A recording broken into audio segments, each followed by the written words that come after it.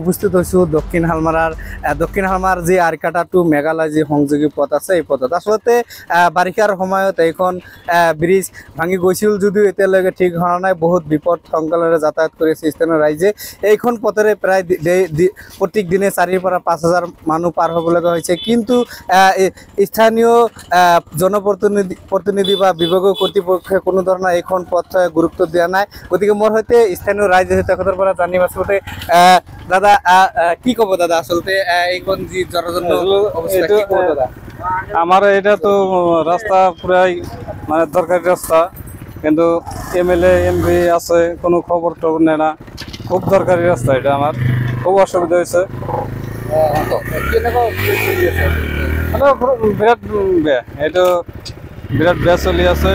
মোৰ সৈতে আৰু এজন লোক আছে, তেখেতৰ পৰা জানিম কি ক'ব দাদা। আচলতে কিছুমান দিন আগতে ডিসি মহোদয় আহিছিল, তাক আমি ধরিলো, কলো রাস্তাখিনি এনেকুৱা বেয়া হৈ গৈছে, মানুহ অসুবিধা হৈছে, বাইক বাগৰি যায়, এই ব্ৰিজটো অলপ তেৰা হৈ গৈছিল।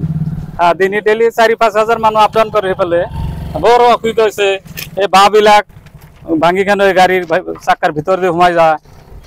ডিচি মহোদয় ক'লো বাৰিষাৰ টাইম, এতিয়া কেনেকুৱা কাম কৰিম, অলপ পিছত কেইদিনমান পিছত কাম কৰি দিম। ক'ত স্থানীয় বিধায়ক আহিছিল, সিয়ে একে কথা কৈ এখনো কয় কৰিম বোলে বাৰিষাৰ পিছতে, এইটো কাতি মাছতে বোলে কাম কৰিব, বাৰিষা এইটো আহিন মাহত বোলে বাৰিষা বান হ'ব, বানৰ পিছত কাম কৰিব।